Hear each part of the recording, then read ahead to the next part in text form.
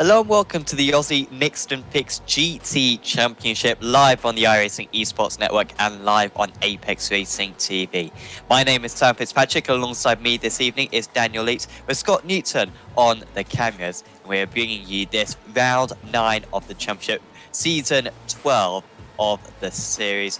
And Daniel, we've had 4 consecutive endurance meetings. They've been great fun. Lots of strategy being involved with the 2 mandatory pit stops needed for the drivers. However, we go back to the hard and fast racing format today, 45 minutes. Always a little bit of strategy in these ones as well. And we're at a proper race circuit as well, Road America, as we get into the final quarter of the season. Yeah, good evening, Sam, and all the viewers. Great to be back in the sprint format again for AMF. I mean, as you say, we did 4 back-to-back events in the endurance classifications, back into the sprint format. Road America has always been a bit of a tricky circuit, not only for AMF, but also for the drivers here. For those who remember back to last season, we've got some pretty big pile-ups where the guys managed to work their way through the kink for the first time, which ultimately did lead to some setup changes. But since then, quite a lot more racing has gone under the belts for a lot of these guys. So fingers crossed we get through lap 1 through the kink this time. But Road America is a fantastic circuit. I mean, it provides a huge amount of challenge for them, a lot of drafting opportunities for these guys, and a little bit of tyre management to get the most out of the left side tyres around this circuit. Yeah, it will certainly be something for the drivers to think about. Big slipstream around this circuit. I mean, for me personally, it's one of my absolute favourites. I think if we had a Formula One in particular and a few more international series, it would be brilliant around this circuit. So, but it's nice that we visit this place quite so often in iRacing as well. And of course, we've got the new graphics update last season, which was about 9 weeks ago, of course. About 3 months, about 2 months ago. We had the graphics update for the circuit, so you'll see the new curbs and a few little adjustments as well to the trackside scenery as well. So this place should look even more spectacular than it normally does. We've just got 10 more seconds of practice remaining. The drivers have gone through a pre-qualifying session where they decided who would be in this top split. I believe there are 2 splits for today, as there usually is, and this is the top 1. So the very best of the best racing in today's event. And of course, we'll take you through the championship a little bit later on as well, take you through the permutations, which it looks as though could happen. We've got the opportunity today of potentially having a short formation lap. That is a thing that this circuit does now, but I'm not 100% sure if we are going to have that short formation lap or whether we are just going to have the full one. We are going to have the full one, so thanks to the stewards for wasting our time on that one. On pole position is Timothy Phoeben, though. He's improved his qualifying as this season has gone on. It's the Mach 1 Esports driver, the defending champion, who has got into a good run of form recently, won last time out at Barcelona, I believe. Trent Thomas, really good qualifying for Trent there, up in 2nd place. He was also based around Barcelona, but had a couple of setbacks. Danny Davison starts in 3rd. He also had a late spin. Martin Crisp, who has improved so much this season. He lives just over the border in Canada. I don't know where in Canada he lives. He might live 1,000 miles away. Frankly, Canada's a big place, but he is in 4th place. Nathan Huppertz lines up in 5th. Then it's Craig Edwards, who is looking strong for the championship. Joshua Thomas, his championship rival, one of Joshua's worst qualifiers of the season, I think, that down in 7th. There's Matt Morris, Jeremy Clark, and Simon Nicholson rounding out the top 10. Michael Healy, Steve Janssen, Lee Vandenberg, Ross Rizzo, Brett Wilson, Kane Ryder, Adam Gardner, Jesse Butler, Aaron Spetchier, and Scott Szyslowski round out the top 20. There's Pat Gallo, Adrian Vlock, Martin Silvassi, Christopher Hughes, Dominic Mellett, Tom Hagen, Mitchell Bales, Nick Sanfilippo, John Poos, Lee Siddles, Sean Curran, watch out for Curran, Chris Pellet, and Robert Chrisdell, making up this 33-car field. I don't know how Timothy Phoeben has been able to do it in recent rounds, Daniel, because I think he was speaking to us last time out. He had a really dreadful first few rounds of the championship, really was struggling to defend his championship. And now, going into this round 9 of the season, he's right back into the thick of it. He's still got a few more points to make up, but with this upturn in pace that he's had in these last couple of rounds, he's bringing himself back into contention. Yeah, he's really come on strong. I mean, we did have earlier in the year some issues with iRacing releasing some updates to the cars, as you touched on right at the intro, which did see a lot of drivers go through, and we got a refresh of cars as the setups evolved a little bit more, just to get those all in line and the BOP reset. So I think for Tim now, he's found really good form in the Porsche. He was running that car earlier on, but the Porsche's taken a little bit of an advantage going through into the later half of the championship, and for Tim here, he's putting some really solid times together. He's getting back up to the pace where he needs to be, and he's going to be up there really, really well. He's got some stiff competition tonight in the form of Trent Thomas and Danny Davis, and we've seen those guys be very consistent the last few rounds also. So it's not going to be an easy one for Tim, but definitely on good form and doing all he can do to try and defend that number 1 that he's got on the door of the car. In the championship going into this round 9, so 2/3 of the way through this 12-round season. At the top of the sense is Joshua Thomas with 4,332 points. Then you go 40 points back to Craig Edwards in second place. Then it's Ross Rizzo, who's been Mr. Consistent so far. Rizzo has won a race, albeit, I believe, via a penalty for other drivers. Michael Healy is up in 4th place at the moment. I realised Healy was doing quite so well. Then it's Timothy Phoeben in 5th place, and that's probably the extent of how close the championship is, because we got those top 5, all within 200 points of one another, and then we have a 600-point gap back to Martin Crisp, who is top of the amateur drivers. So I think it's those top 5: Thomas, Joshua, variety, not the one on the front race, one starting in 8th place, Craig Edwards, Ross Rizzo, Michael Healy, and Timothy Phoeben. You've got to watch out for them, and they'll really be looking to score some points over one another. And also, I mean, good news for Trent Thomas as well. I mean, you spoke about how the Porsches got stronger, but Trent Thomas, he's also improved a lot. He was very strong at Barcelona. He's improved a lot during this season.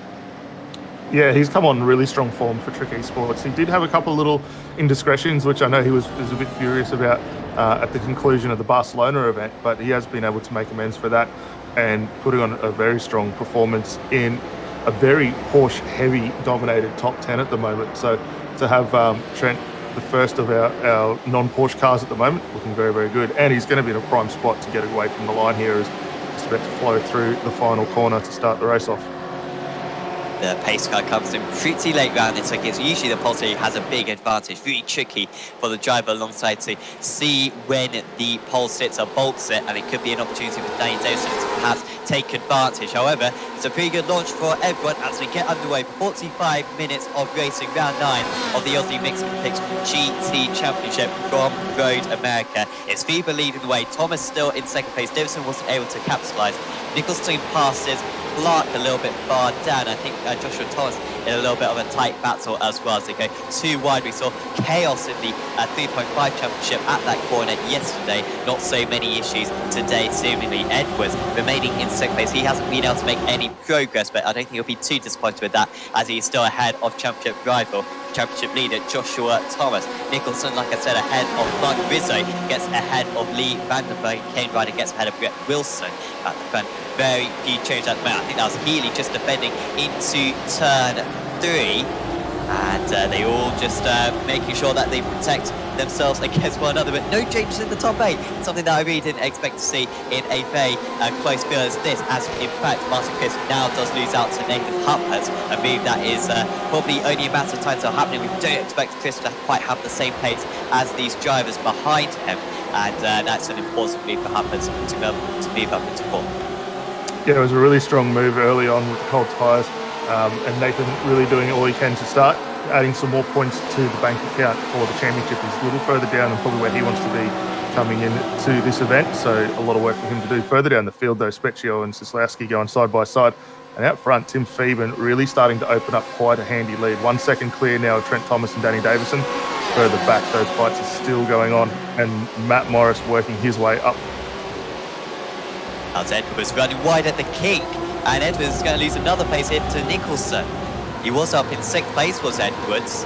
I think he got a little bit held up for a couple of corners against Chris, but now he's at threat of dropping all the way down to 9th position. Round the outside of Nicholson he goes now. Now this is very dangerous for the pair then, because now they're just going to give the toe to Jeremy Clark behind them.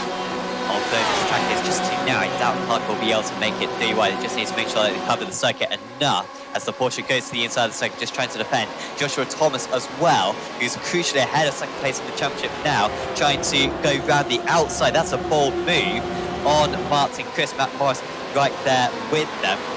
In fact, Thomas has lost out there. Thomas has lost out, and through the pair of them goes Matt Morris. Brilliant move from Morris as they almost make contact now to Crisp and Morris, and that does allow Thomas to get through.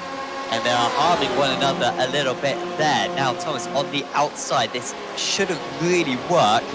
The inside line almost always the better line, because you have the inside for the next corner as well. And that is what's happening. You can see how this pack has very quickly grown inside. Edwards did manage to keep in 8th place, and Clark has got ahead of Nicholson again, and looks as though Healy's trying to take advantage of that as well. And Healy now moves up into 10th position. There's so much action going on, it's difficult to keep up with it all, but Healy moves up into the top 10.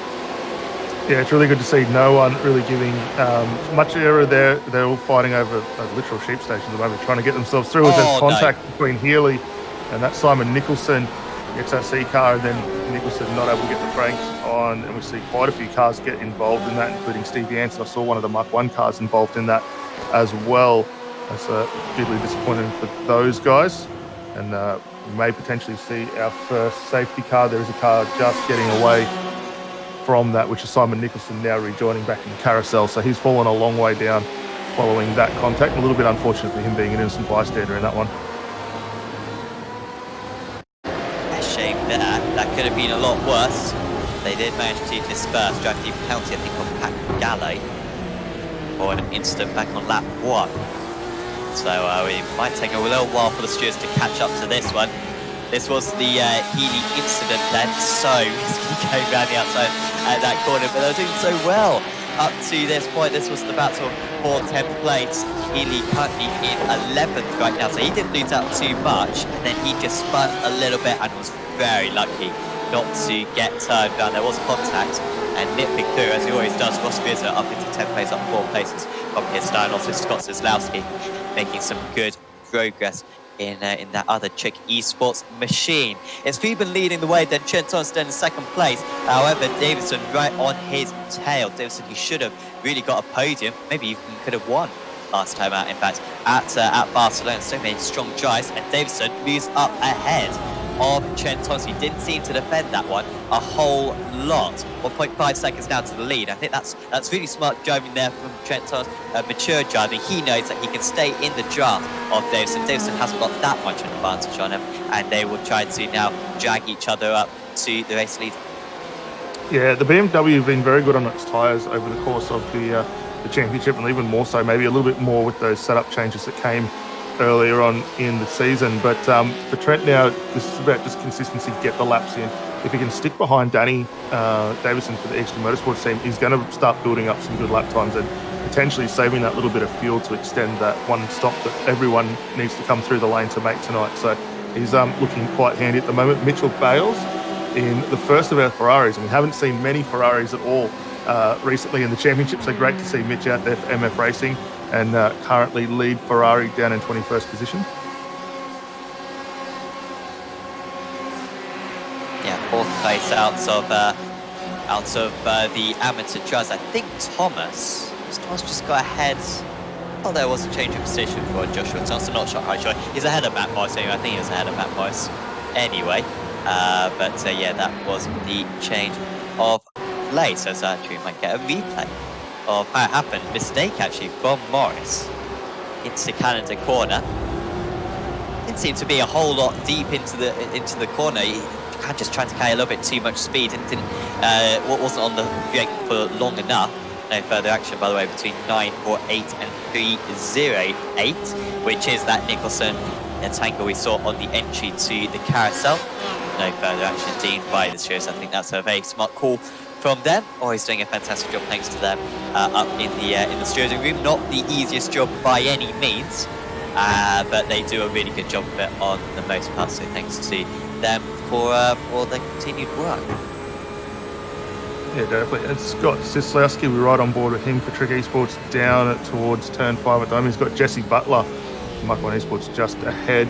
Aaron Spetcher involved in this. Lee Vandenberg a little bit further up as well. Some nice little 4-car train for these guys, 13th through 16th at the moment. Not much separating them either. The lap times pretty consistent last time by for all these drivers, 2:03. So pace thereabouts, a little slower than what we saw in qualifying. They were down to the 2:02 range during qualifying, but it's a good chance just to save those tyres, and as they continue working their way, especially through this corner here, through the carousel, later on in the race, we're really going to start to see the left outside tyres start to cry a little bit, and these guys are going to start to struggle a little bit further. So just working nicely to get that flow and consistency they need. No further action for Adrian Block as well on lap 2. I didn't believe we saw that one. Having a disappointing day. Another driver who's improved for their season. Usually runs up in the top 15, but we haven't seen him too far up on the grid, frankly. It's down in 22nd place to Block, as Scott Newton doing a brilliant job up in the camera room to find this one, and it was deemed that Block didn't leave enough racing room there. However, he was the one who lost out from it, as you can see, and so no further action needed for that one. Cannot wait for the new damage model for these GTE cars. As there goes Matt Morris on the championship leader. Morris coming back for more, and he's ahead in 5th place, and losing each other a lot of time. That was a mighty move.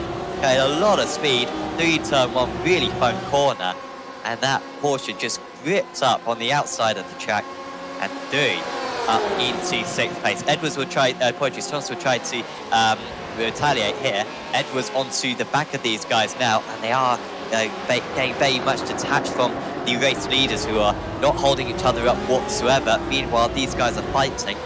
Cap up to about 5 seconds now between the two passes. Almost 2 different races going on out there. If they're not careful, they're going to invite Martin Chris back into this, and Jeremy Clark as well. Yeah, definitely. They're going to have to be careful not to start costing themselves too much time. To see Craig Edwards still trying to work his way through this little chain and get back up to his teammate, but they're really starting to compromise each other here. It was interesting through the course of the week. Did get to take the Porsche for a few laps around here. Admittedly, my time's nowhere near good enough to be qualifying in the race, but could really feel definitely the grip level available to these guys out there. The Porsche seems very, very consistent through some of these high-speed corners, especially right here through the kink, and down into the stop here where we saw Matt Morris only a few moments ago run off a little bit wide. A little hard to pull it up, but if you can get it right and carry that momentum through, really sets you up for a cracking lap to go. Morris just running it wide, not dropping a wheel into the dirt this time, and starting to now open a little bit of a gap.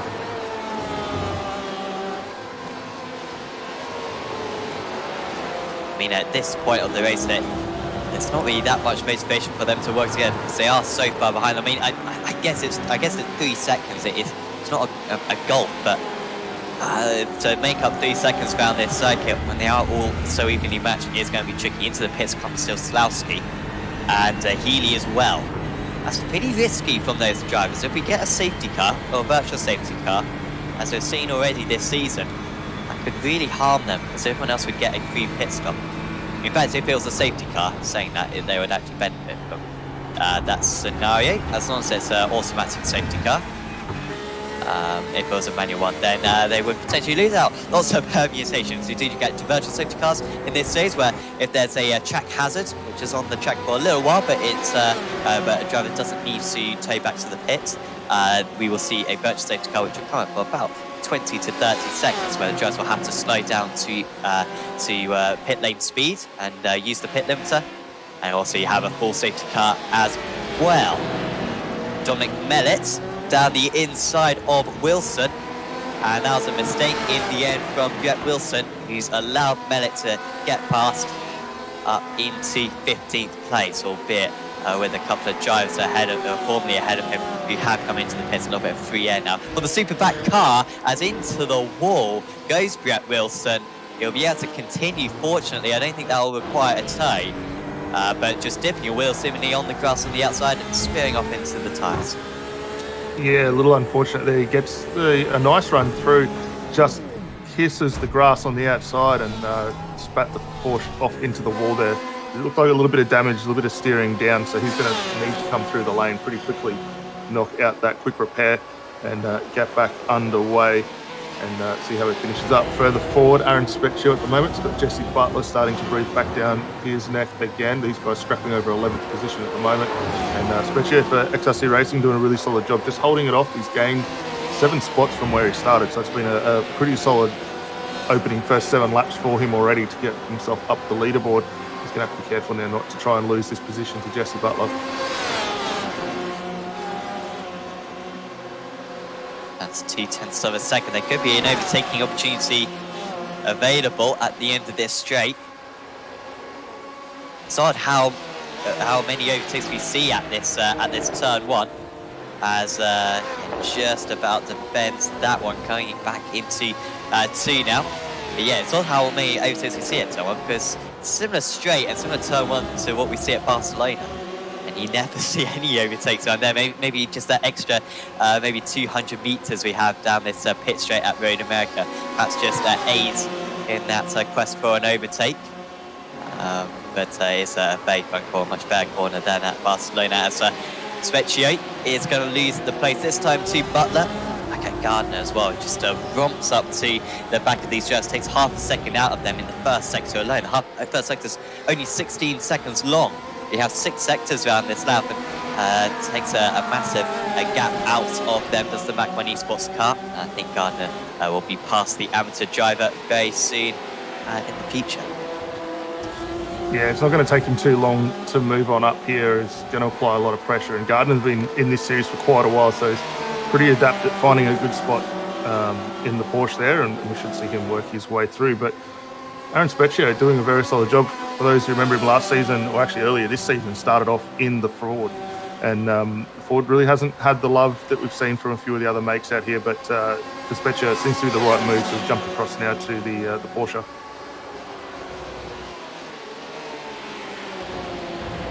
In the Apex Racing League GT Championship, Season 3, which is coming up later on the iRacing Esports Network and on Apex Racing TV. Thoroughly recommend joining that one. See if Tom McMahon can start off his championship defence in the right style.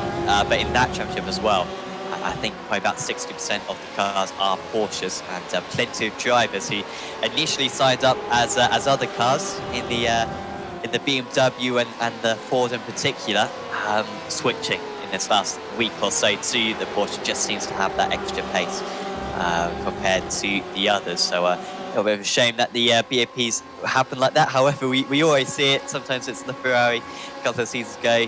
It's also the BMW as well, and now the Porsche as well. It's never the Ford. We'll just point that out. But it does seem to change hands quite a bit. However, it's encouragement for you to buy all the cars, so I'm sure that helps out iRacing as well.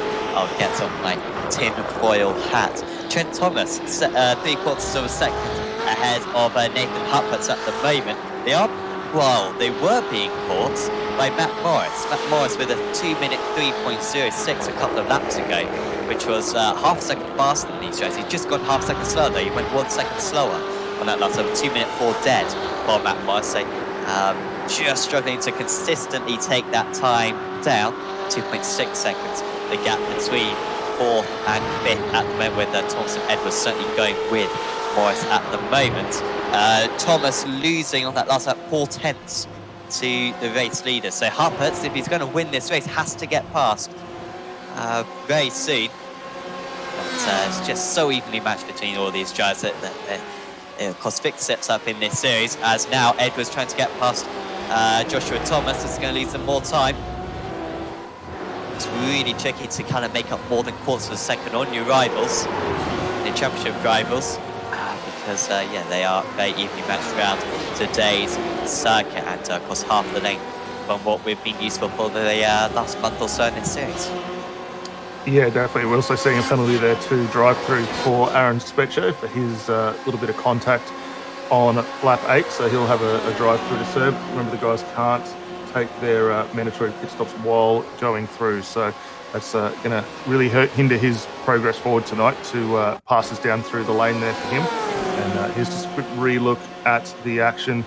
Let's see how this one unfolded. You had Gardner right in behind, and Speccio completely missing the brake markers there, and it was hard into the back of the Mach 1 car. That was Jesse Butler taking a very hard hit there, and not sure whether Speccio just missed the mark there or just struggled with a little bit of pedal failure or whatnot, but that's a really hard hit into the back of Jesse Butler.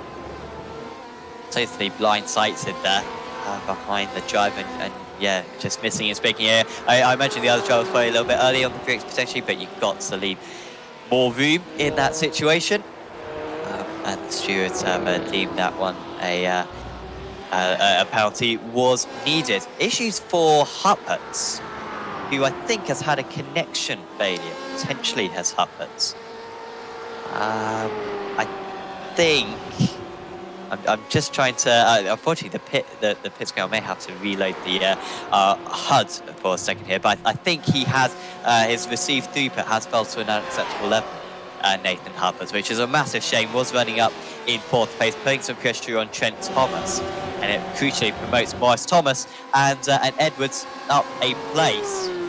So Nathan Huppert's, who we saw his championship challenge last season at Belle Isle come to an end because of connection issues as well, and it's come back to hurt him here. And if his championship wasn't already over, it undoubtedly is now, with another low point scoring round. It's just not been Nathan's season, unfortunately, as Edwards has come into the pits. It was Aaron Speccio just a moment ago, almost spinning the car coming out of the carousel. However, we know that he's got to make a drive-through penalty, and he does take it now, which is definitely the right thing to do. And of course, as I said before, Edwards into the pits in 10th place. Clearly didn't feel like he could get past Thomas there, but usually Edwards is pretty good on the stretch. How do you rate this early pit stop, Daniel, for Craig? Look, I think it's probably not too bad an opportunity at the moment, actually. If having a look at the track, we've got everyone pretty widely spaced out at the moment, so it's actually going to drop him into some really clear track here, so he'll be able to bang out a couple of quick laps. For these guys, with the one stop, they don't need to do the tyre change, so it's just fuel and get back underway. So it's going to have the advantage of the warm rubber, which we saw being a little bit of an issue for the guys through the Endurance Championship, but they had to re-get the tyre temp back up. But for Edwards here, this is going to probably work out very, very nicely for him. He has got back underway, currently in the 17th position, and he's only got one car ahead of him, and that's the car of Aaron Speccio, who we saw complete the drive-through. So almost worked out pretty well for him here. I think he'll be able to dispense the Speccio pretty quickly, and from there on out to the guys further up, he can set some very quick lap times. I was driving in the iRacing Grand Prix World Championship Series. I wish it was the World Championship Series. The iRacing Grand Prix Series, certainly not of that level. And of course, in that one, the FW31, which unfortunately iRacing has dropped. So big thanks to iRacing there on the Esports Network. been in a car and jumped up from the series, but I'm not bitter. I'm over it. I'm not sad or anything. But in that car, of course, low fuel means you go faster, and even 3 stops occasionally can be tried. So very alien that, but of course in these GT cars, a bit heavier, and so the extra fuel that you put in, not so much of a disadvantage. You can afford to take a bit of extra fuel, and it's not be the end of the world early on in the race. We've now seen Thomas come into the pits, Joshua Thomas, who was racing Craig Edwards before. I think we need to switch to the other Thomas on the track map, one in the pits. There you go. Scott Newton doing a good job, and also thanks to SDK Gaming, of course, for providing this fantastic overlay, which has that function where you can see it coming along, and he's closing, and at the moment, Thomas isn't yet pulling away from the pits. Oh, Edwards going to have him easily here, I think, as he gets ahead, does he? Thomas coming out of the pits, and Edwards has got it done. So he just had that 1 lap earlier, and he's been able to get it done in the pits. It was a 0.3 of a second faster pit stop, and Thomas behind Edwards, and Edwards is on course for closing up that championship battle ever so slightly. And I think if you're Matt Morris in this situation, who was a couple of seconds ahead of these guys before the pit stops, it's probably worth coming into the pits. Good news for Joshua Thomas, though, he is still in the draft, and he might be able to come back at Edwards later on in the race. Yeah, definitely. I think we'll definitely see this reform again, or the battle anyway, reform once the remaining guys to come through to complete their stop. So currently, at the moment, Josh Thomas is Craig Edwards is our leading driver to have taken a stop, and he's currently in 14th. So the top 13 still yet to come down the lane. You can just see all those numbers pop up on the timing and scoring board. And it'll be interesting to see how these guys do fare in. Quite a big gap come through. We're estimating around an average of about 52 to 53 seconds to come in, get your stop completed and back up underway. And at that point in time, that's actually going to work out very, very nicely for both Edwards and Thomas. They have a potential here to jump Tim Phoeben based on the current distance between everyone. Yeah, we'll see how the lap times compare. Phoeben's gap down to 1 second now. This is as close as Davidson's got all day long. Going through penalty, lap 10, Simon Nicholson. He was involved in the crash earlier on. Shame for Nicholson, because I think he was second place out of the amateur drivers, was running as high as 9th place at the start, had a very good qualifying, then got involved in that castle incident, and now a drive-through penalty, which is a huge penalty around this circuit. I think this is one of the longest pit lanes in iRacing. I think probably only Indianapolis, I imagine, has a longer pit lane. Although Indianapolis has got a much higher pit lane speed. Thomas coming back, and this is not going to help them in trying to undercut Matt Morris. Matt Morris will be loving this one right now, because every corner that they're playing each other offline is going to jeopardize them. On that last lap, in fact, Edwards did a 2-minute 3.6, Morris with a 2-minute 3.3. So even with that undercut, they're not really taking any time out of the drive they were falling behind before. As Thomas goes to the outside into turn 3, the Porsche staying alongside where you'd expect these two to be fighting for the lead. It's not for the lead at the moment, but it's still got a similar weight of importance. And it is Edwards who holds on for the time being, but Thomas does look a lot faster. And Specchio only just behind them. Specchio still with his pit stop to make up. Yeah, going to be they're not going to want to sit there fighting 2x2 as much as they're doing. It's going to really start to compromise where they're at, so they're going to have to get on board with it. I just got also a quick word through for Nathan Huppets, who unfortunately we touched on earlier did drop out of the race. Some system gremlins for him tonight, and very unfortunate to see what was looking to be a fantastic result for him go by the wayside. Further down the field, Steve Jansen, who we saw in that earlier lap altercation, I think it was lap 2 altercation right here at the carousel, working his way back up through the field at the moment. He's got Rook Crisdale just ahead, currently for 22nd position. So these guys a little further down than where they'd want to be. Jansen down 11 spots from where he started. So that contact really hindered his run forward. But closing up on the back of Rob Crusdale. Great to see Crusdale in another one of the Ferraris out there. We've only got 2 in the field tonight, both himself and Mitch Bales displaying those cars, but doing a very solid job for a car that really hasn't had a lot of love this last half of the season.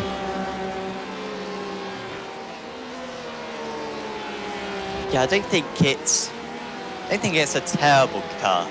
I'm not an expert to that because I think that the GT cars did used to a couple of years ago in various championships, but not more recently. So I'm not totally aware of what the opinions are, but I don't think any of these cars are absolutely unusable, like we've seen in particularly the GT3 category over the years, how some cars can be terrible.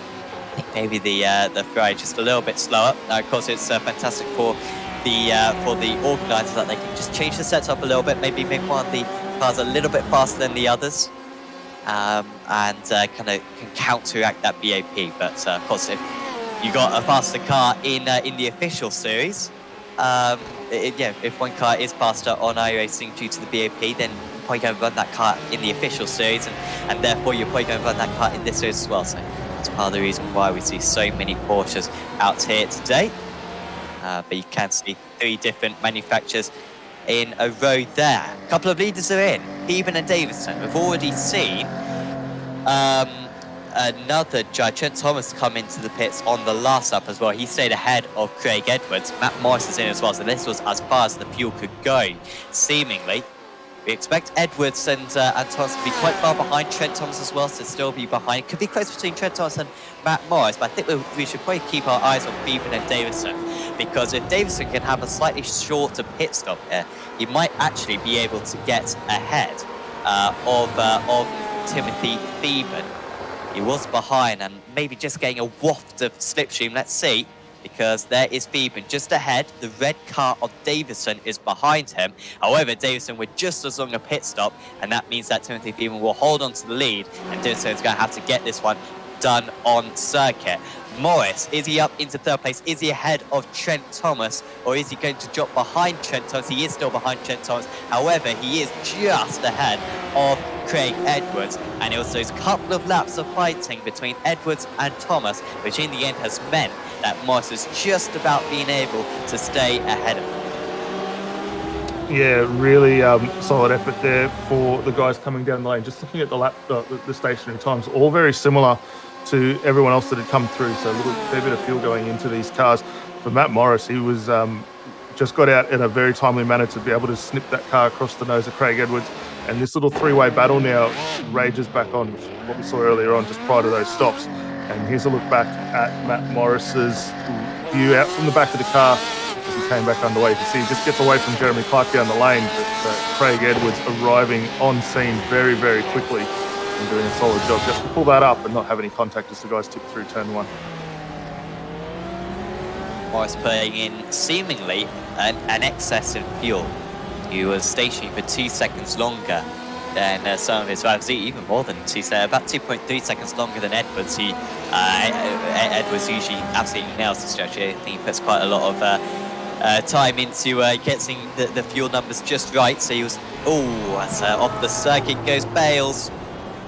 He has come into the pits as Bales. So that was a top 15 place available for Bales.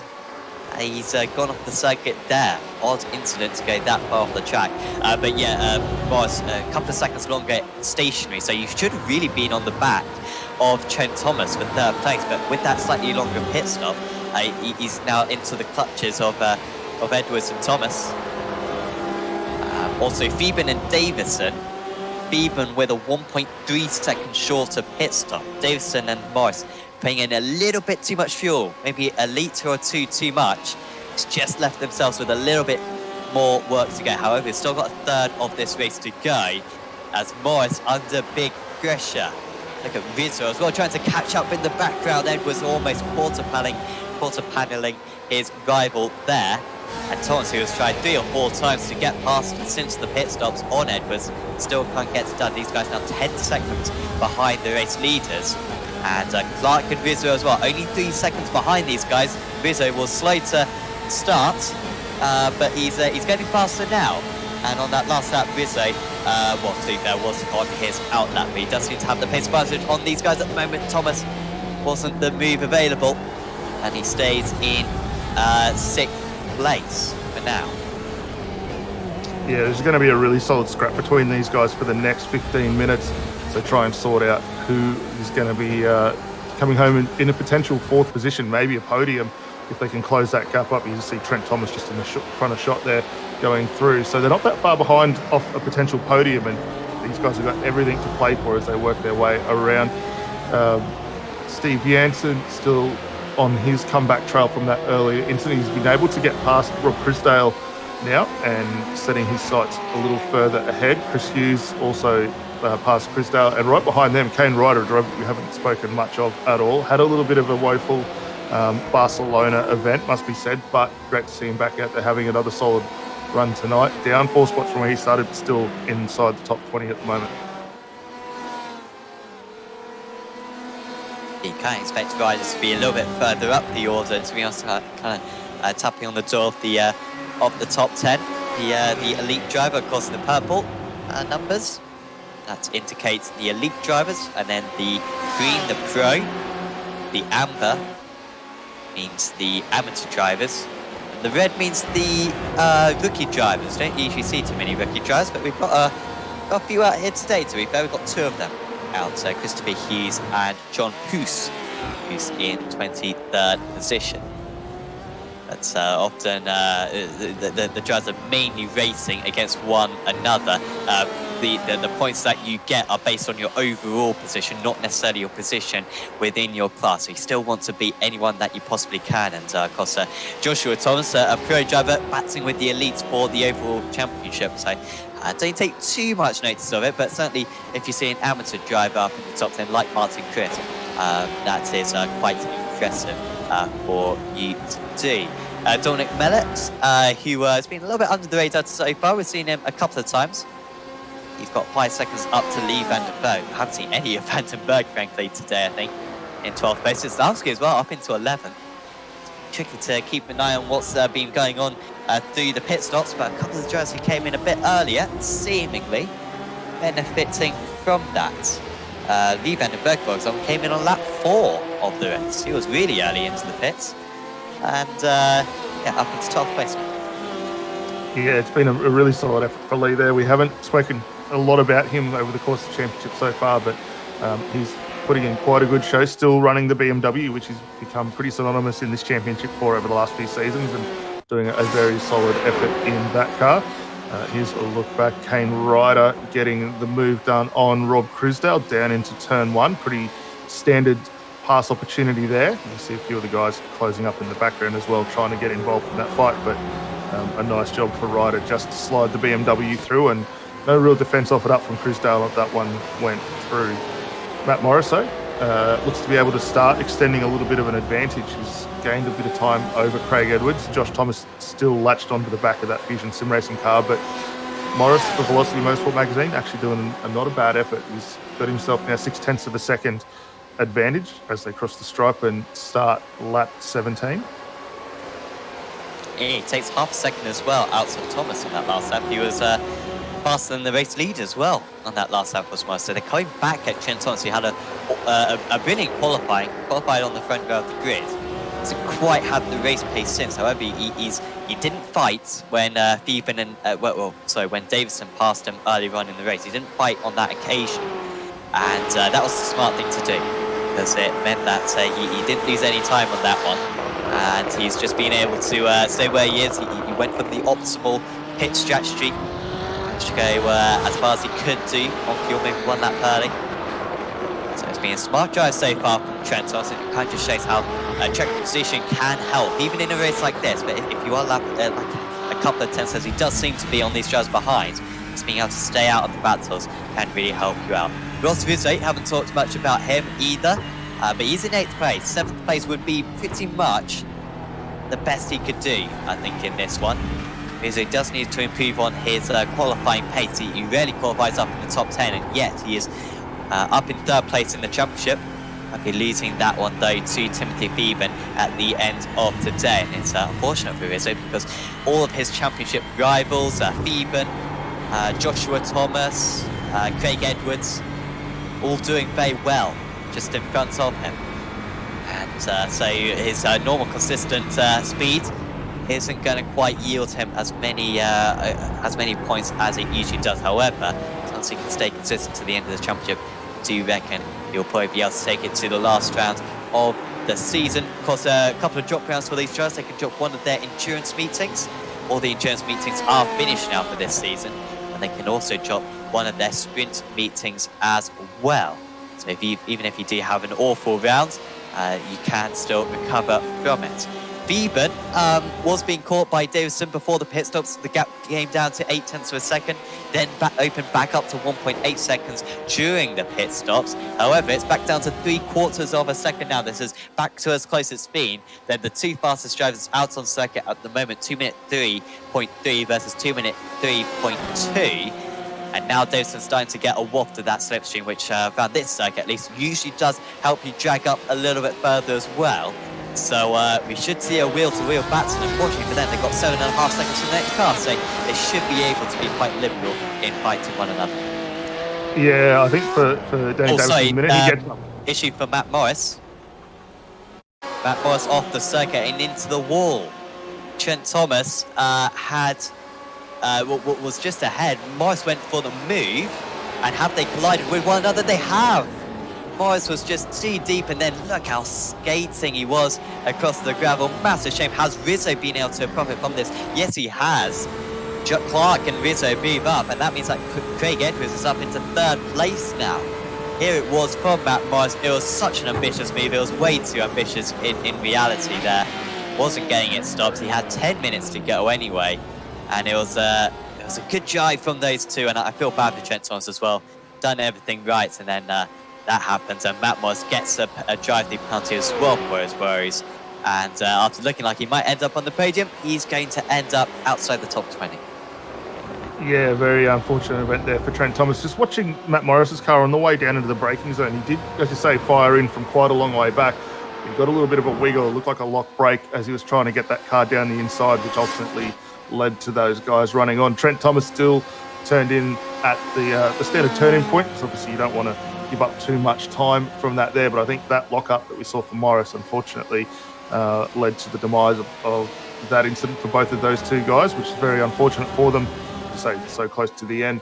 Back up front, however, Danny Davison still continuing to take time out of Tim Beeben. 0.3 quicker last time by, so it was a solid effort on the last tour, and Danny Davison really coming into striking range now in EXG Motorsports cars. So Tim Beeben going to have to get very creative with where he wants to place this car for the final 7 minutes of the lap.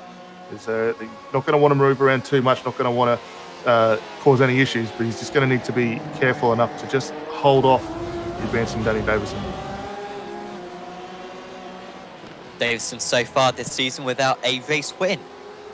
He has missed quite a few rounds, has Davison. He's missed 1, 2, 3 rounds. Otherwise, he would certainly be fighting for the championship. Beeben has won 1 round. I need to go through at some point to see who's actually won multiple rounds. There's very few drivers who have. Certainly Thomas has won a round. Edwards, maybe he's won 2 rounds. Yeah, I think Edwards has won 2 rounds, to be fair. I think he might be the only multiple race winner, frankly, this season. Had lots of different ones. A little bit of strategy involved in that one, but it's mainly just because we've got 7 or 8 drivers at most rounds who can win the race. So far, they have shared it amongst one another quite a bit. Remember, Davison not in the championship fight. Like I said before, he has missed a few rounds. Beeben is. And the points deficit you lose from dropping 1 place, even between first and second, isn't that much. You only lose, I think, about 10 points. And so, if he did drop back Beeben into 2nd place, it would still really help out his championship hunt. However, judging by him trying to break the draft there across the pit straight, he is quite interested in keeping that post. Remember, identical setups in these cars. They are as equal as you could be. So down the straights, they're going to be pretty even to one another. It's just going to be the slipstream effect, which is going to help Davison catch up. But you can see there down the pit straight in these GT cars, the slipstream effect not not particularly strong. And Beeben all right for now. We have got 2 more laps to go after this one. So there's still plenty of time for Davison. He just needs to get a little bit closer and then probably maybe wait till the last lap in order to go for the move into turn 3. Yeah, I guess the only issue that Davison will have at the moment is if he goes too early, it's going to allow Feeman to close back in, utilise that draft, and probably try and return serve. So he's going to have to leave it to the last available opportunity, which around here is probably going to be leading to a good run through the kink down into Canada Corner and try and get that car up the inside. As we see Chris Hughes just exchanging positions with Chris Pallett, working down into turn 2. Mitch Bales hanging in with this little group as well in 19th position. Actually, Bales getting a better run out, so he jump up a spot. But Danny Davison's going to have to be very thoughtful of where he wants to go through with this passing opportunity in the closing stages to set himself up with the best opportunity of a win. As we see Rizzo and Jeremy Clark still continuing their fight for 5th position. We don't want to see a replay of what happened later on with Morris, of course, when he went for the move straight away. Of course, Davison wouldn't have seen that one, so he won't be have anything to learn. Janssen trying to get past Tom Huggan at the moment. Huggan, remember, the amateur champion from last season, I believe. Hasn't quite moved on as much as we thought this season has Huggan. Maybe it's partly to do with the Ford. But, of course, Rizzo's doing very well in the Ford, so I don't think that's too much of an excuse. I mean, I don't want to be harsh on Huggan at all. Often we see drivers from the amateur category kind of boost their performance. Certainly seen that in Aerial GT in the past with the likes of Bob Humphrey in the past. But it's really tricky to improve that performance. Sure, you get a status difference, but you're not necessarily going to be able to find a whole lot more time. A few issues going on for Michael Healy. I think he's glitching out a little bit. But he is still in 8th place at the moment. In fact, has there been a drop down for one of the drivers? No, I think it's fine. Apologies. I think everything's all right there. Theben, now half a second clear. If anything, he's been able to open up that gap for the past lap or so. And Davison will be questioning, where am I going to make this move? Maybe he is just holding back at the moment and waiting for the last lap. He needs to be a bit closer than this in order to be able to overtake. You can see the rest of the battles up in the top 10, largely fizzling out. Trent Thomas coming back against Ross Rizzo and Jeremy Clark, to be fair, but it's going to be about the extent of the batting. Maybe Rizzo might be able to get past Clark, as Healy, I think, has a momentary off. But yeah, one more lap to go after this one. Half a second between the top 2. And Theben doing everything he needs to do at the moment to get consecutive victories here at Road America. Yeah, I think Davison just struggling now. He got up to about 0.3 of a second on the back of Tim Theben. Porsche just struggling to get maybe a little bit closer. So if you can't get creative in the next half a lap, try and bring that gap down to almost nothing. He's going to really struggle to get that move completed on the final lap. He's very strong, though, through the last corner. Closes the gap up immensely, as we see one of the Mark 1 cars off to the side there. That's Pat Gallo, I believe. So unfortunate for him, but we should be about ready to click over the final lap here as Danny Davison looking to get a little bit of fresh air in the front of that car. Thinks about a run up the inside, just not there at the moment, but the draft very, very good. 2 tenths now behind. So a little bit wide, picks up a 1X. Did lose him a bit of time, I think, running quite that wide. D2, there is some aero wake in these cars, but Davison does seem just way stronger at this part of the race. And this is as close as he's been down this back straight, under the cheese boards. There you go. Davison, he's got to go for the dive this time. Theben, oh, he puts his car in the middle of the circuit. Well, that helped Davison. Slightly offline goes to car number 1, the defending champion. But from here on in for Davison, it's going to be tricky. Canada Corner will be an opportunity. But he usually drops back a little bit around this part of the circuit. Still 0.3 of a second behind. He needs to be within 0.3 coming out of the carousel. And then absolutely nail the kink, although that will be tricky when you're following the driver ahead, of course, really suffering in the aero wake. 3.5 tenths takes a different line, does Davison, a slightly tighter line into the carousel. In can see it is just opening up. Big air awake around this corner as well. And now the slipstream starts to kick in again. It's down to 4/10.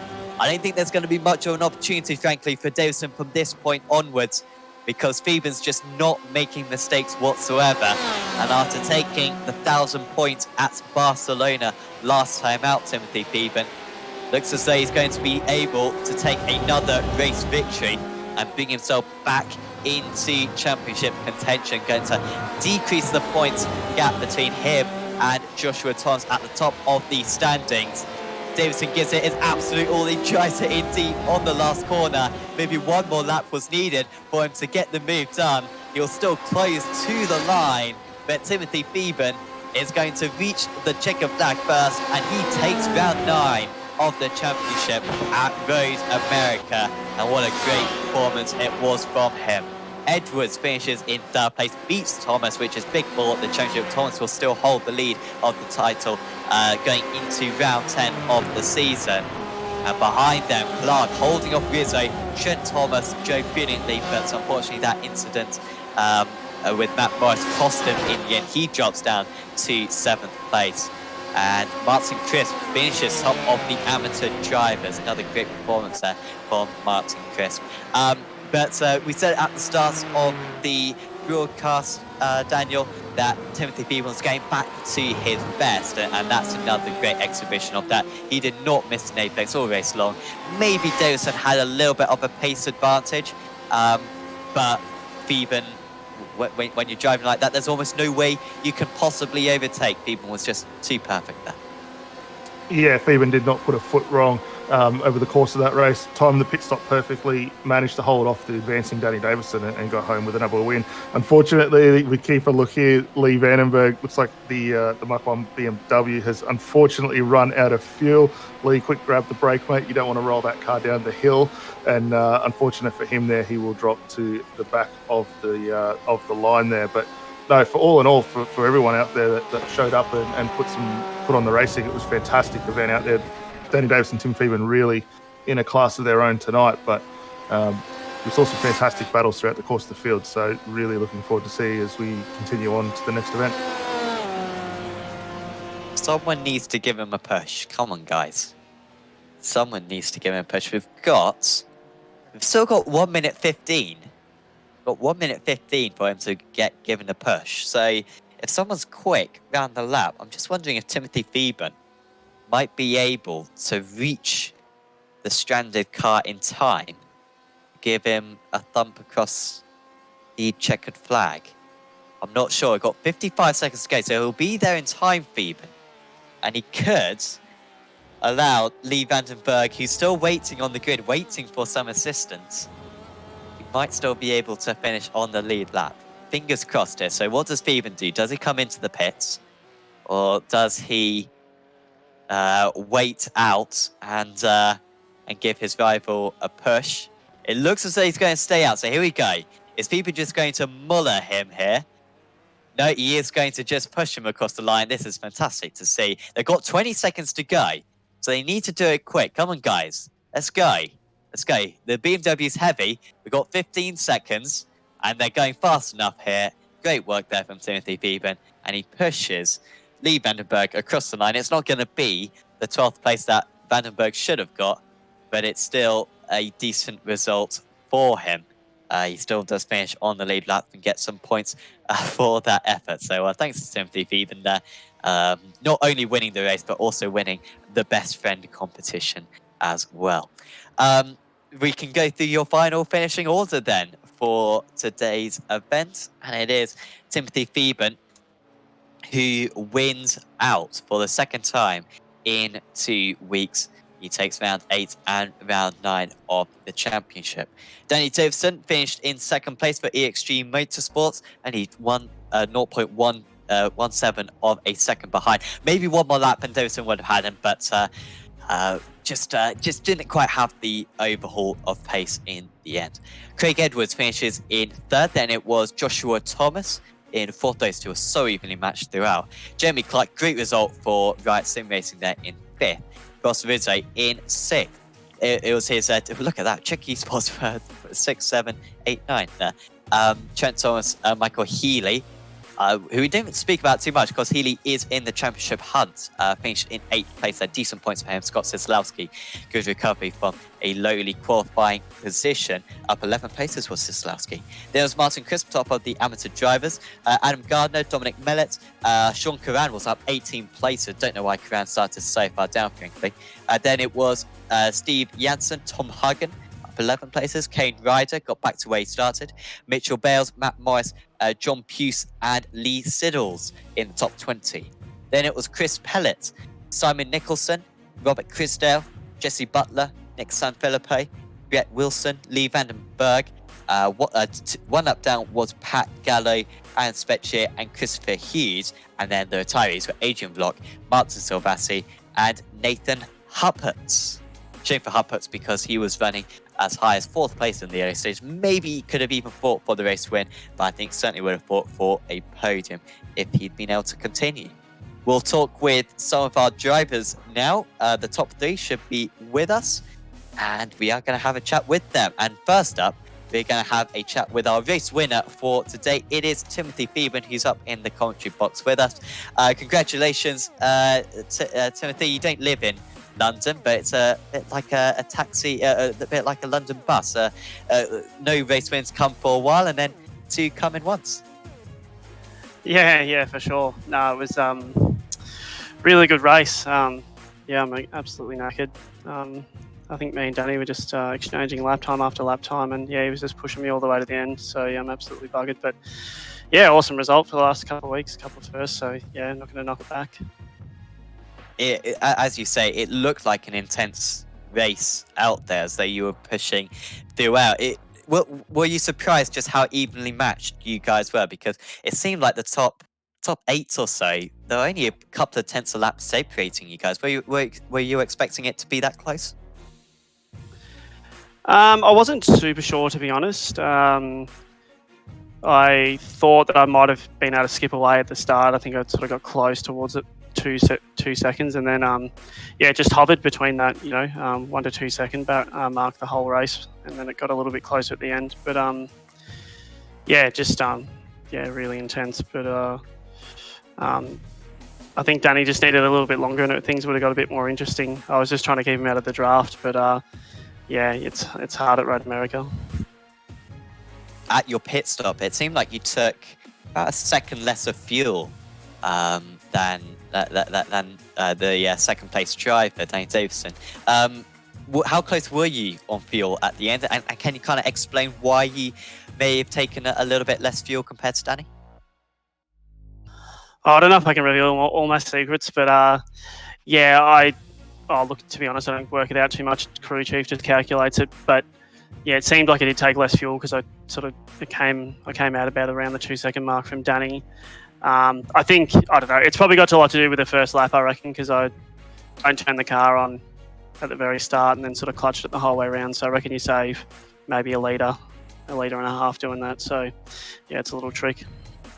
Smart. And next up, we head to Monza. Do you reckon the Porsche is going to be strong around that circuit? How do you think the cars are going to match up around there? Yeah, I think it should be reasonably strong. We'll see how it goes over the curbs. It's pretty stiff, particularly on the second last corner there at Road America. If you sort of went out wide towards the grass there, it sort of really jolted the car. So yeah, we'll see how it goes over the curbs. But it just seems pretty solid this season. And I know that there's been a few complaints about the BMW being a little loose. So yeah, it just seems like a solid package. So I think it'll be good everywhere. Just it depends how it goes over the curbs. But looking forward to Monza. Really like the track, and it's always good racing. So yeah, really looking forward to it. Absolutely. Well, congratulations out there today, Timothy. Is there anyone you'd like to give a shout out to? No, just thanks to Mark One and all our sponsors, and thanks to Dave Clemo. He gave me a chop out in that one and spotted the whole race. So yeah, he helped out with a bit of strategy and just lap times with Danny. So yeah, that was really helpful. And thanks to you guys and Ryan for the series.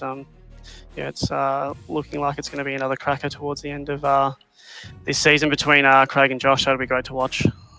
Yeah, and hopefully you'll be able to get in that championship hunt as well. Congratulations, Timothy, on your second race victory in a couple of weeks. We'll see you back on Sunday. Guys, take it easy. That was your race winner, Timothy Theben, there for Mach 1 Esports. Next up, Daniel is going to have a chat with another Daniel. It's Danny Davison. Yeah, thanks, Sam. Danny Davison, congratulations, mate. Second tonight. It was a very solid effort for yourself and the EXG Motorsport team. Looked like pretty much from the start of the race right through to the conclusion, you found yourself in a solid battle the whole way through. The Porsche looking very formidable out there today. Unfortunately, didn't quite get the win, but how did everything go your end? Yeah, thanks, guys. Yeah, sort of looked like in one way it was a simple race in second from the beginning, but very tough race. Just pushing as hard as I could every single lap to try to catch Timothy, but it was very fast. So yeah, I didn't quite get there, but yeah, reasonably happy, I guess. Yeah. And you looked like you found something in the set. Well, obviously we know it's a fixed setup, but you found something with your driving style around the circuit tonight. You're a little bit quicker in quite a few sectors than Tim, and we saw towards the back end of that race, the gap closed almost down to nothing. Were you keeping an eye of where you could potentially get a passing move? I know Sam and I sort of discussed it through the broadcast. We thought you might have been in for a shot, maybe down to Canada Corner on the final lap there, but how were you feeling that might have played out for yourself? Yeah, I was thinking that's pretty much my only shot there, and I was just trying. I knew I was running out of laps, and I was just trying to get close enough, and I sort of just got barely close enough, but not quite close enough to have a go. And he was struggling under braking. That's where I was mainly faster, I noticed. So that would have been the spot to overtake if I was just slightly closer, and if I had a couple more laps. But yeah, or if you made a mistake, but it never quite happened.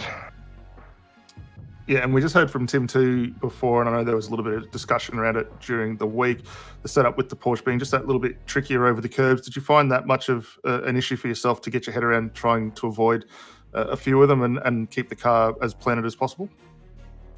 Yeah, it was riding harsh over the curbs, but nothing major except the second last corner on the exit. Like if you ran the car over there, then it sort of can throw you. That was the only spot I was sort of wary of every lap. But apart from that, it wasn't too bad. Yeah, I was reasonably happy with it, yeah. Fantastic. And next week, we're off to Monza, another 45-minute event. Judging by the pace that you've managed to extract out of the car, you should be in for a pretty good race there. How are you feeling the car's likely to go? Obviously, a little different to what we've had tonight. Curves are a little bit more intrusive through the chicanes. And we know we've already had a few issues with suspension, but how do you think the Porsche is likely to navigate its way around there? Well, to be honest, I think the Porsche is really going to struggle through the chicanes, and I'll be surprised if the Porsches are fighting for the win at the front, to be honest. But I mean, I'll be trying. I'm hoping to win a race this season, so that's my goal. Just try go as hard as possible, and fingers crossed. Fantastic, mate. Well, again, congratulations. Second tonight. It was a very solid effort for yourself and the team. Before we let you go, is there anyone you'd like to give a shout out and a thanks to? Just shout out to my team, EXG Motorsports, and everybody just for coming to race, and you guys. It's been a lot of great competitive racing and a lot of fun. So yeah, looking forward to next week. Cheers. Cheers, Danny. Cheers, Danny. Enjoy the celebrations tonight, and look forward to seeing you back out on track again next Sunday. See you later. Danny Davison there for EXG Motorsports. Last time, we're going to have a talk with our third place driver. It's Craig Edwards in the commentary box with us. Congratulations, Craig. After that first lap, you must be quite delighted with the top three. Yeah, you can say that again. Yeah, the first lap was pretty hairy, wasn't it? It was pretty crazy. I struggle to remember it. A lot happened, but I just remember you getting whittled down slightly. I think running wide at the kink. Take us through it from your perspective. Yeah, I was very close to the rear wing of Chris heading into there, and I think I might have been a little unsighted on the turn in, and also not quite respecting how much air I was yet. And off in the dirt I was. Just made sure I kept the wheel nice and straight and didn't fence it. But yeah, it cost me a few spots, and I was playing catch up from that point on. I can't remember you and Joshua fighting one another that many times this season. Of course, you two top of the championship, so that must have felt like a pretty monumental battle, finally being able to race one another for a good half an hour there. Yeah, 100%. I got close to getting past him at Silverstone early in the season with a late charge, but yeah, this was the first time we were truly wheel to wheel. It's quite a lot of fun, and yeah, very pleased to be the one to have come out on top. So in the championship now, you came into this round 40 points behind, so you make up, I don't even know how the point system works for you, but you maybe make up like 5 points or something. So you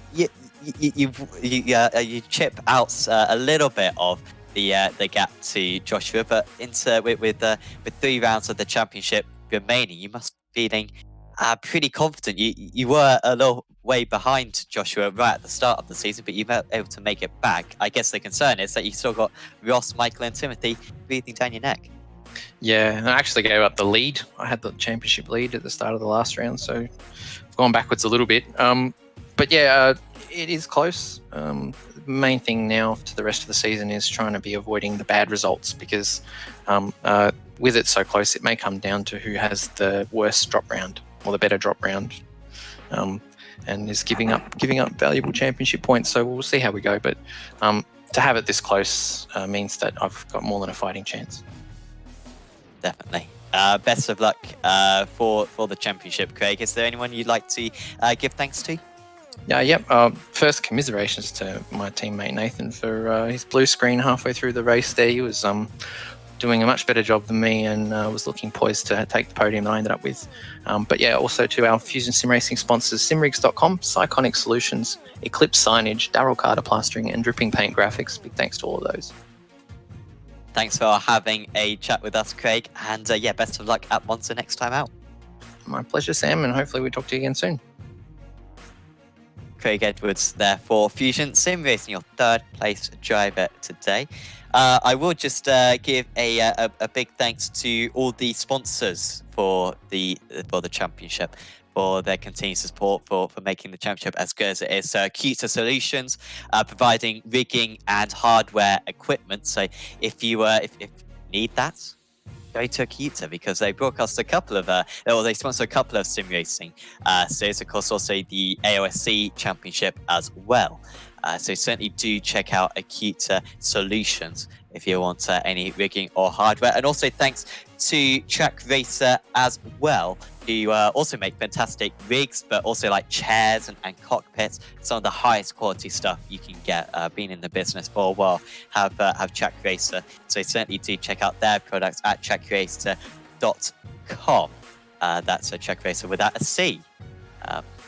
So yeah, certainly do go to their website to check out all of their products if you're looking to get a new rig anytime soon. And also do thanks to Race Management Service as well for helping us load up these sessions. Without them, we couldn't have the multiple splits and couldn't have the sessions up in such a timely manner as we do. So big thanks to Race Management Service. And if you're looking to set up your own sessions for a league that you organise, certainly do go to Race Management Service on Facebook. Check out their Facebook page, and you can get in contact with all the programmers from there. But next time out, Daniel, the 3rd to final round of the championship, we're heading to Monza, and particularly turn 1 at that circuit can really make a season. It's can often be a bowling pin effect. We're expecting 40-odd drivers to take part in that one, and that's going to be a danger round, I imagine, for these championship contenders into that turn 1, because a few of them have had poor drop rounds already. They cannot afford another poor round of the championship, so it's going to be very nervy that round of the season. Yeah, definitely. I mean, well, not only make a championship, could also break a championship too if you do get involved in some of those incidents around there. I think, as we heard from both Tim Phoebe and Danny Davison, the Porsche probably going to be a little bit of a tricky car to get through, because you really do need to punish yourself up over the curbs to get the best lap time possible out there. I think they're going to struggle just a fraction out there. The BMW is going to be solid as ever out there, so really good opportunity for the likes of Josh Thomas's, Trent Thomas's to get up there and potentially get themselves in for either a secondary race win or a first time in the form of Trent there. So I think it's going to be a really interesting race. Strategy is going to be all important, just as much as keeping a draft, getting the cars break down in time to get through those chicanes. We saw a fantastic race on Friday for AOSC out there, and I think we're going to be in for another cracking event next week for AMF. Looking forward to that one as we get into the closing stages. Honestly, the championship is so close. Edwards, Thomas, Rizzo, Beeban, and Healy all still in the championship hunt. In fact, they've updated the points. Oh, the stewards are so good in this series. So, in the points, we can actually say so. Thanks to the stewards, because it's not easy to get the points up to date quite this quick. So it's still Thomas leading the championship, Joshua Thomas leading the championship, ahead of Craig Edwards. However, Edwards has more points. However, Thomas benefits from the drop round. So Thomas is ahead when you consider the drop round. Rizzo in third place. Michael Healy is still ahead of Timothy Phoeben as well. So pretty much no changes in the championship order going into the next round of the championship. However, it has just closed up a little bit. Phoeben bringing himself back into contention, the gap in the title down to about 120 points, which he can certainly bring back from this stage of the season. You do not want to miss the final 3 rounds of this championship. It's going to be exhilarating to watch some fantastic circuits as well that we're visiting.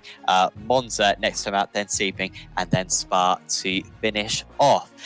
So thanks for tuning in. If you've enjoyed this video, do leave a like on it and subscribe to the iRacing Esports Network, because there's loads more action for you to watch. Some World Championship days, Rallycross, prototypes, single seaters, GTs, whatever it is. Subscribe, and I'm sure there's something that you'll enjoy watching. And also, if you don't mind, please do check out Apex Racing TV as well. Subscribe to that channel, because we've got plenty more action on that for Americans in particular, but also Europeans and Australians as well. And also, we've got the Apex Racing League GT Championship coming up later on. That will be on the Esports Network, and it will be on Apex Racing TV. So somehow watch that championship. It's going to be really fun to watch. That'll be from Road America as well. So if you've enjoyed Road America today, certainly do check out the Apex Racing League GT Championship later on. Thanks for tuning in. I've been Sam Fitzpatrick. Alongside me has been Daniel Lee. Scott Newton has been operating the cameras. And we will see you back for round 10 of season 12 of the Aussie Mixed and Picks GT Championship next time at Monza. Do not miss it. We will see you then. Goodbye for now.